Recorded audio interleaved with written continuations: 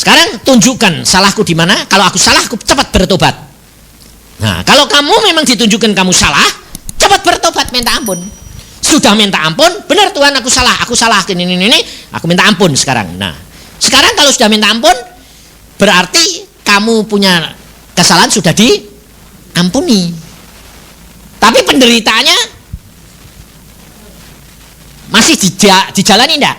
Masih. Jangan bilang aku sudah minta ampun kok enggak sembuh-sembuh. Loh. Setiap dosa ada hukumannya, itu ada. Hari ini orang masuk penjara itu ada sebulan, 2 bulan, 3 bulan, setahun, 20 tahun enggak?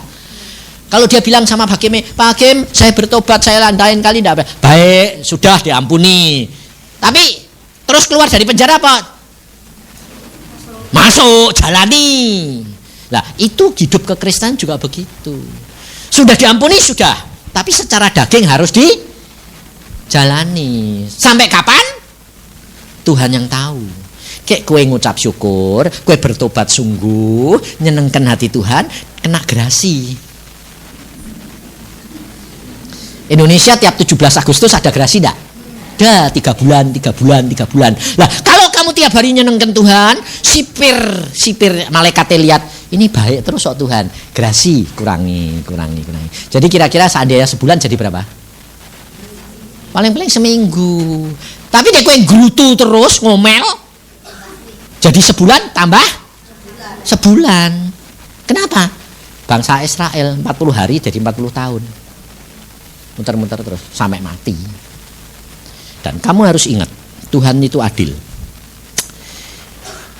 Jadi kamu perhatikan, ini rahasianya sudah harus begitu. Nah, tapi kalau kamu kena masalah kemudian kamu sudah cari-cari ndak ada dosa, ndak diingatkan Tuhan, rasanya salah apa-apa kok gini. Nah, apa yang kamu harus lakukan?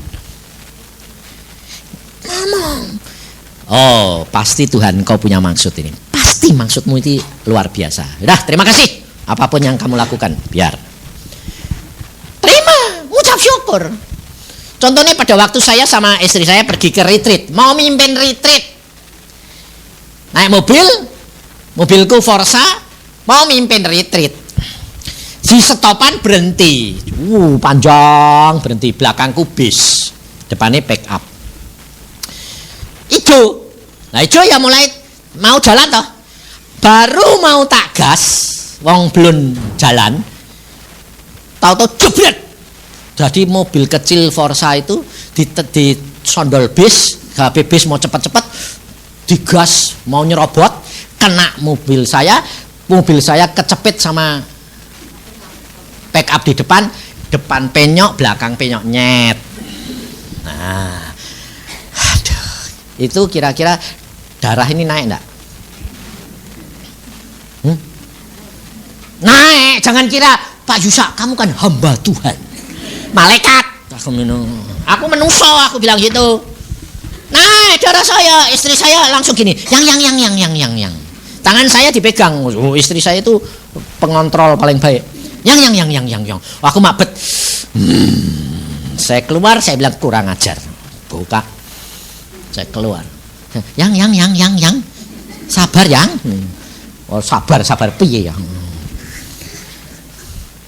BC tak pintunya buka, saya bilang turun. Jadi saya merintai, tidak bilang turun Pak, kok enak turun. Tapi saya mau marah kedua. Roh Kudus ngomong, engkau hambaku. Beda, maces. Ya turun sopirnya, takut. Karena Tuhan sudah ngomong, engkau hambaku, tidakkah engkau rela menanggung derita? Ya wis lah. Kamu tuh tahu enggak? Jadi dulunya nada tinggi jadi lembek. Kamu tuh tahu enggak, saya bilang, kalau kamu saya suruh ganti sebulan anak istrimu enggak makan. Ngerti? Ya Pak, maaf Pak. Ya makanya hati-hati. Ngerti enggak? Ya sudah sana. Sampai melongo. Enggak marah Mbak. Enggak dituntut Pak. Enggak, sana. Kalau kamu enggak terus saya masuk, dia bilang, "Loh yang istrinya enggak marah." Lah Tuhan yang ngomong, engkau hambaku. Tidakkah kamu rela? Ya piye ya. Jadi saudara tahu, ngerti enggak? Kalau motivasimu itu selalu nurut Tuhan, biarpun masalah itu datang membawa kerugian, ngerti enggak? Itu kamu jengkel pada satu saat, sesaat, itu normal. Jadi jangan kira kalau hamba Tuhan itu sudah kenal Tuhan baik, kenal terus tidak bisa marah. Itu nonsen.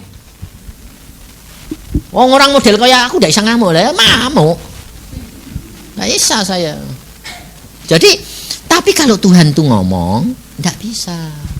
Karena Tuhan tahu bahwa saya harus mau menerima. Oke, saya terima. Nah wes. Tapi kalau Tuhan membiarkan, itu luar biasa. Mobil saya tidak bisa jalan toh. Wong pengen depan anu kepepet, fan-nya kepepet semua nih, radiatornya bocor. Nah, aku bilang, wah ini piye Tuhan? Pasti Tuhan punya maksud lah aku minum. Aku melingkuk gini, bengkel. Jadi persis tak ditabrak itu persis sebelah bengkel. Oh ya Tuhan ya dorong, Pak bikin betul, pokoknya saya jalan. Oh ya bikin betul. Saya jalan, bayar 50.000 Pak. Ya wes bayar. Jadi saya pergi retreat, mobilku penyok. Wah semua orang retreat kan ngomong gini, loh Pak salah apa Pak? Mau mimpin retreat kok malah mobilnya penyok. Aku menilai ya itu, tidak salah ditabrak. Oh mungkin Tuhan punya maksud. Iya mesti punya maksud, itu saya yakin. Piye carane ndak ngerti. Wis pokoknya sementara ini terima. Selesai retreat tak bawa pulang ke Bandung, masuk bengkel. Teman saya bilang, oh aku punya bengkel bagus, masukin tempat saya. Ya wis nurut wae. Masuk.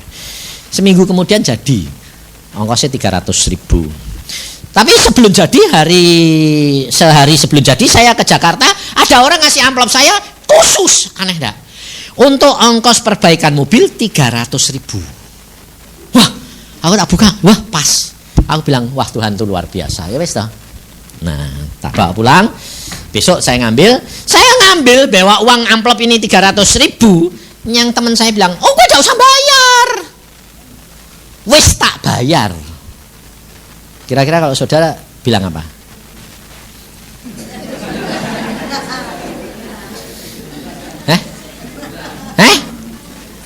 Beneran toh? Beneran toh? Iya toh? Nah itu makanya kueku salah. Saya pada waktu dia itu aku bilang tidak bisa. Loh kenapa tidak bisa? Kemarin sebelum kue ngomong, kue bayar, aku tidak usah bayar. Orang ngasih amplop aku 300.000 untuk bayar mobilku. Loh kok sekarang mau bayar? Loh aku terbeban bayar kok. Tapi kue gak ngomong be aku toh? Nggak. Aku nanti akan ngambilin be kamu. Daya salahmu itu bukan bagianmu. Saya bawa pulang, saya bayar. Dia geleng-geleng kepala gini. Ini hamba Tuhan satu ini aneh, kukuai. Dikai berkat tidak mau. Tak bawa pulang. Ternyata Tuhan itu ngomong be dia. Dia bilang gini, Tuhan, aku meh bayari, kan mbok suruh toh. Betul. Kok dak gelem sih Tuhan? Bisa. Ya wes toh. Tuhan yang ngomong beda. Aku nyuruh kamu bukan bayari bengkel, ganti mobil. Dia langsung apa Tuhan? Ganti mobil. Lah terus kasih duit piro? Bukan 300, tapi 30 juta. Kok banyak? Lah iya. Aku meh untung kowe bayari cuma 300 kok enak. Dia tidak percaya. Wes gini, oke, kasih contoh, kasih bukti kalau engkau yang nyuruh. Tuhan bilang, apa bukti nih?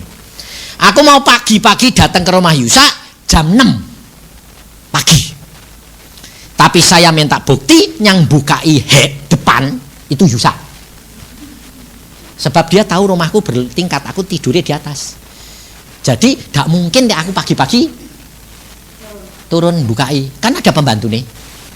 Ya dah. Aku kurang ajar gak? Tapi Tuhan ini gak kalah pinter dah. Dia datang sengaja jam 6 tepat di situ. Lah jam 6 kurang 10 menit Tuhan tuh ngomong sama saya, kamu ngambil koran di bawah. Lu Tuhan ngambil koran kok aku dewek. Lah mbok pembantu nurut ya wis. Jadi aku turun ke bawah ngambil koran. Mau naik ke atas Tuhan bilang baca di bawah. Kukuai, no wae ya komen. Tapi wis nurut wae lah, baca di bawah. Akhir baca 5 menit, ada bel, ting tong. Lah kan aku rak muni, "Duk, bukai kan ndak." Wong aku sing dalu bawah. Ya tak buka toh. Loh kok koncoku ini lho. Tumben bah kowe pagi-pagi ngapain ngomene aku. Tak gelap tumben kowe ngapain ngabang pagi-pagi ngomene. Dia malah genti gini, "Tumben kok kowe sing bukai." Aku tadi itu ngambil koran, Tuhan meh naik ke atas, Tuhan bilang baca di bawah. Ya wes aku nurut. Lah aku justru minta tanda. Kamu yang harus buka ihe. Ada apa? Ya gara-gara mobilmu itu toh. Lah kenapa? Lah aku tak bayarin 300.000 ndak mau. Ayo ndak mau ngono yang bayar. Lah ya itu. Aku sampai jaluk tanda. Aku datang ke sini ngapain? Ngeteri cek kue. Berapa? 30 juta. Ganti mobil. Oh, lah yo kowe iku ora 300 juta. 30 aku ngono. Yo kowe sing enak, aku sing kei. Lah ya sukamu kowe nurut ra? Nurut. Nah. Jadi saya siang-siang sama istri saya sama anak. Ayo cari mobil lah. Tuhan di mana? Di mobil ini. Sampai di situ ada mobil bagus. Wah, ini. Ya aku sejahtera ini. Ya wes sambil pas tombakannya. Tuhan tuh luar biasa. Makanya jangan tamak. Memang kamu dikasih, contohnya kamu dikasih uang 300 untuk 300.000 untuk bengkel, jangan adanya ngasih lagi ya diterima lagi, jangan gitu. Kowe kerap kali gitu dah, wis dikei terima, wis beneran. Seandainya saya terima, saya dapat berapa? 300. Nggak dia dapat 30 juta. Enak nah. Enak mana? Jangan enak 30 juta nih. Enak nurut.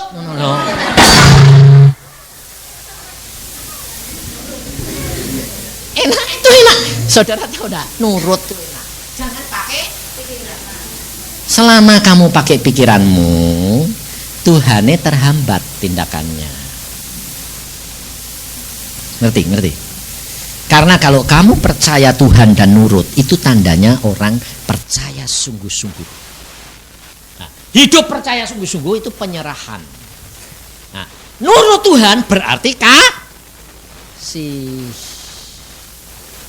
Kalau kasih, berbuahnya apa? Sukacitamu menjadi penuh. Lah ya toh. Jadi ditabrak, gara-gara ditabrak dapat mobil baru lebih gede lagi.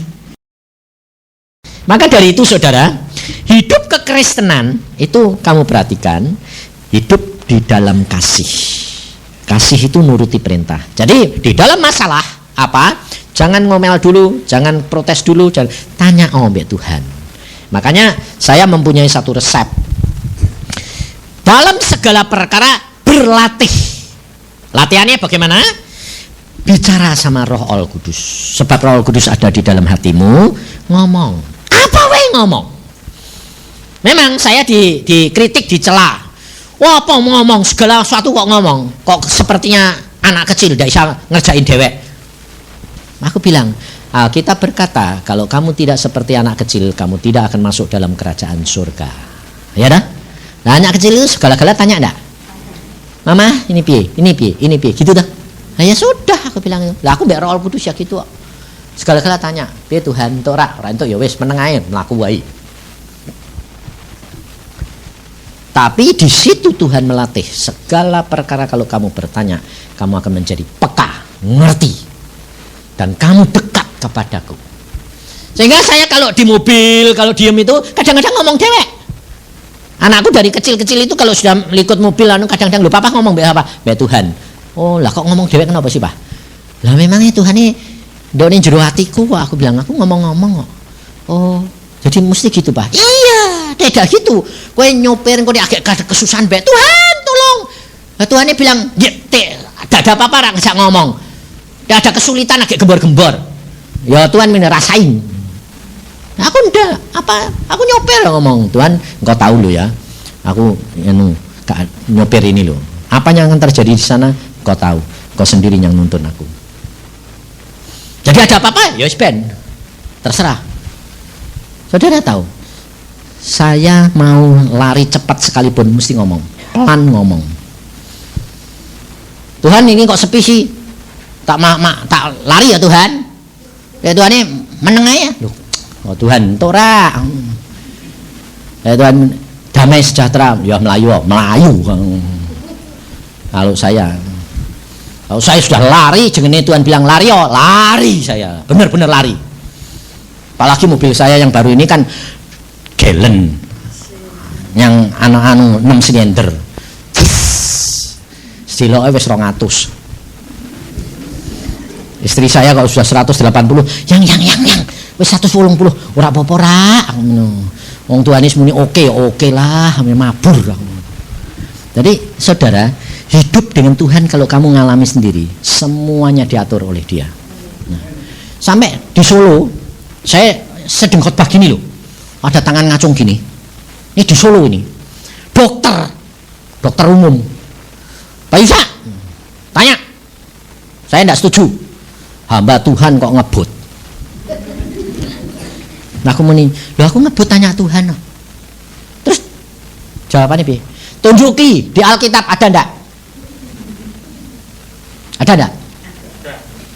Ada. Aku dulu enggak tahu. Aku bilang, wah Tuhan jalat iki.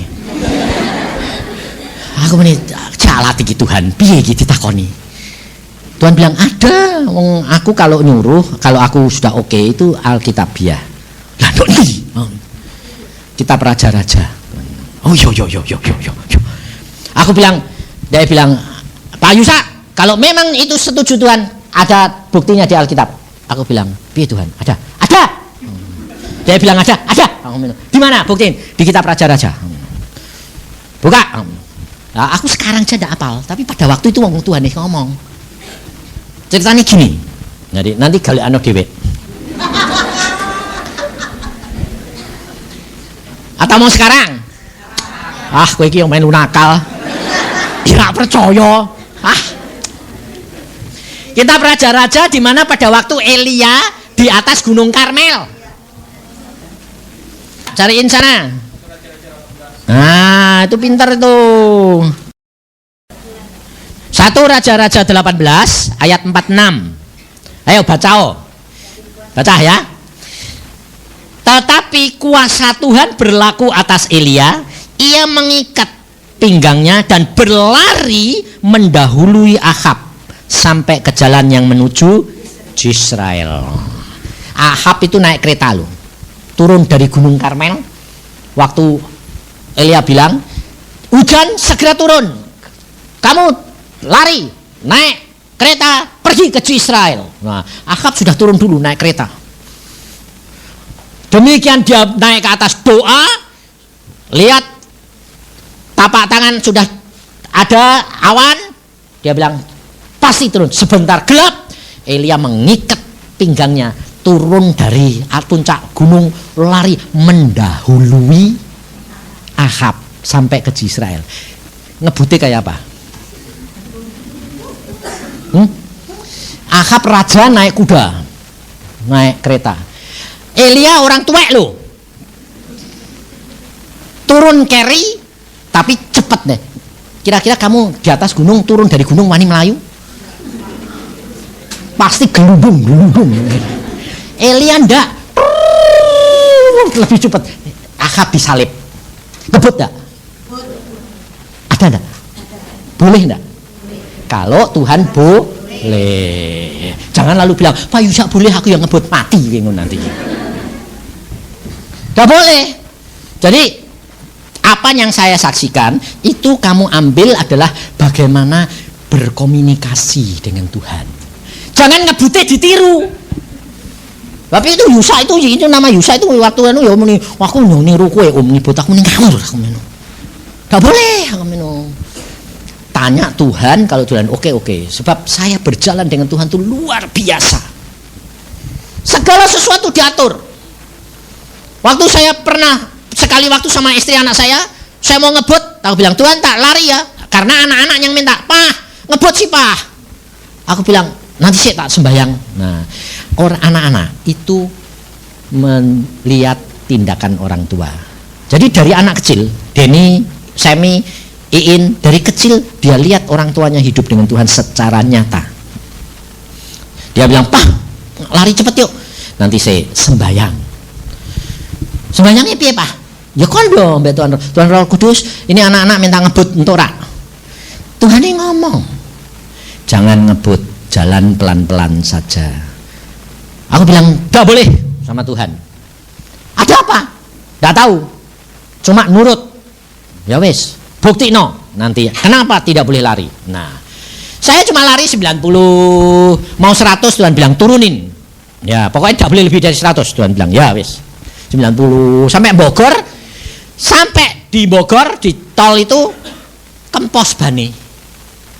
Nah, sebelum itu anak saya bilang gini, "Piye buktine dek Tuhan ndak entuk?" Bayangin. Anak-anak saya itu ndak seperti kamu. Dengerin percaya ndak. Berdoa, Tuhan bilang tidak boleh. Tapi bagaimana taunya? Gini, buktiin. Ini ya, saya lari 100. Enggak apa-apa toh? Enggak ada apa-apa toh? Ya, lebih dari 100 kap mesin buka. Aku bilang, "Tuhan, buktiin dong piye carane ini, dek kowe ndak entuk." Bayangin, kap mesin Fiat zaman yang tahun 70 itu kape bukanya enggak dari depan ke belakang, dari belakang ke depan. Jadi kalau kita jalan sana kan kena angin, kape kan malah nutup toh. Ini buka, plung, lah buka ya raiso toh. Aku bilang, lo kok buka? Terus anakku bilang gini, "Oh kurang kenceng, saya ini kamu yang jebretin." Jebret, tarik, kencang, lari lagi. 100, 105, plung, buka loh. 2 kali. Jangan melanggar ketiga kali, Tuhan tidak akan memberi tanda lagi. Nah, oh, jadi Tuhan tidak boleh, mesti ada tanda-tandanya. Iya, belajar peka. Oh ya, sampai di Bogor kempos, saudara. Kenapa kempos? Saya bawa ke tukang ban dalamnya leleh. Karena kemarin saya buat ngebut. Seandainya saya pulang dari Jakarta itu ngebut lagi, apa terjadi? Guling. Anak-anak bilang, "Oh, jadi jalan dengan Tuhan tuh nyata." Nah, kamu harus begitu. Tapi belajar berkomunikasi. Karena Roh Kudus ada di dalam dirimu, dia senang bergaul karib dengan engkau. Sehingga kamu dapat mengatasi segala sesuatu masalah bisa diatasi karena Tuhan itu jalan kebenaran dan hidup. Tidak ada jalan buntu buat Tuhan. Jadi kalau ada masalah itu tidak apa-apa. Suami istri ada masalah itu rileks, biasa saja. Karena memang tidak cocok. Ini ada seorang istri, kasihan, benar-benar kasihan. Saya kira kalau orang lain mungkin tidak tahan. Tapi ini istri ini kok bisa tahan, saya tidak bisa ngerti. Yaudah. Dia sejak kawin sama suaminya ini, kawin dasarnya cinta. Tapi setelah kawin berapa bulan, setahun itu, sejak itu suaminya tidak pernah mau memperhatikan istrinya, tidur pun tidak mau sama istrinya. 7 tahun. Tapi tidak dicerai. Nah, kan aneh kan? Nah, si istri bilang gini, "Tuhan, aku ini piye sih Tuhan?" Sekarang dia sudah cinta Tuhan, dia bilang, "Ya sudahlah, kalau mau cerai ya cerai, kalau udah tidak apa-apa, pokoknya aku cinta Tuhan." Setelah dia cinta Tuhan, luar biasa, dia serahkan suaminya dalam tangan Tuhan. Wis ben ora dianggap ya wis ben, dijak ngamuk, diamuk ya wis ben, masa bodoh. Saudara tahu, satu saat Tuhan berkata, "Selesai, apa yang kamu bayar, apa yang kamu doakan, selesai." Tahu-tahu satu hari suaminya bilang gini sore-sore, "Aku ini kok heran." "Ada apa? Heran apa?" "Aku ini 7 tahun kok tidak merasa dek punya istri cantik kayak kamu. Baru hari ini saya tahu, loh wong istriku ini cantik kayak gini kok ndak tak perhatiin, kok 7 tahun." Betul enggak? 7 tahun, saudara. Dia tidak menyadari kalau istrinya itu baik, cantik, langsing, bagus, bodinya bagus. Tak ngerti. Nah, dia bilang, "Loh lah kamu 7 tahun kenapa?" "Nggak tahu, rasanya kayak ketutupan." Padahal selama 7 tahun deh aku cari perempuan itu, Tidak ada satu yang menang mbak kamu. Tapi kok tidak lihat? Baru sekarang aku terlihat. Sekarang suaminya bertobat, minta ampun sama dia, pergi ke gereja, rahasianya apa? Cinta Yesus. Ya wis, dia melu cinta Yesus. Sekarang melayani Yesus. Ada harga yang harus dibayar, saudara. Tapi saudara kerap kali, bayarnya sing murah, barang murah itu imitasi. Kalau mau barang asli, mahal. Sekarang luar biasa suami istri. Tapi prosesnya itu. Makanya jangan cepat-cepat mengeluh, ngomel. Bayar harganya. Dekat Yesus. Nuruti perintahnya. Kau akan melihat kemuliaan Tuhan. Amin. Mari kita berdoa.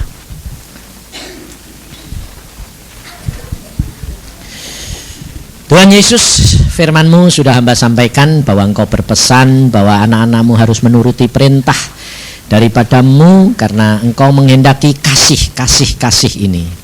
Maka dari itu Tuhan, hamba-Mu sudah sampaikan, dan biar ini mengiang terus dalam hati dan pikiran mereka bahwa mereka harus menurut kepada Tuhan dengan jalan berkomunikasi dengan Roh Kudus, minta tolong pimpinan Roh Kudus, bertanya sampai menunggu firman-Nya jadi, dituruti, diimani, semuanya akan jadi.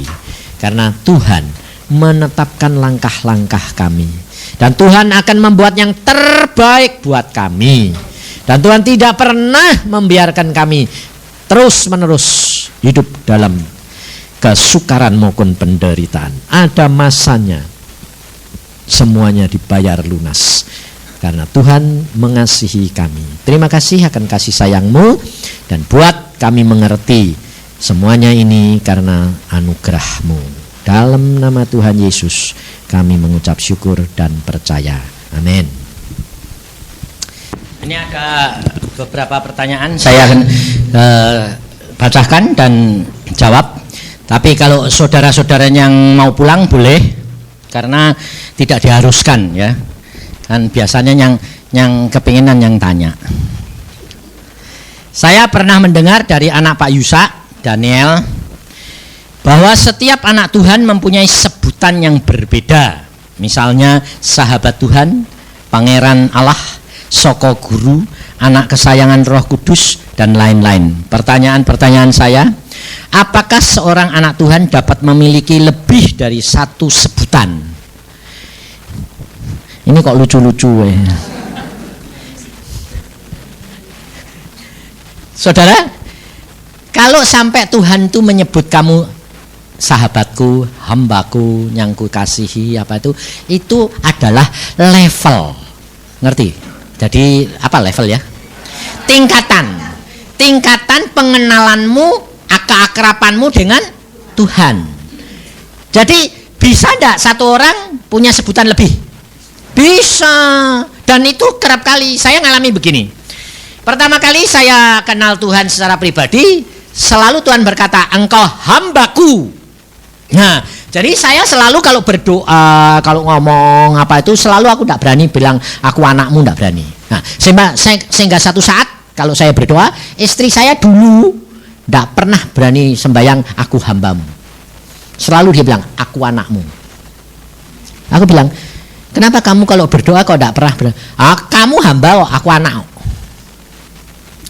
Tapi sekarang dia kalau sembahyang, aku anakmu enggak, aku hambamu. Beda enggak? Beda enggak? Bedanya di mana?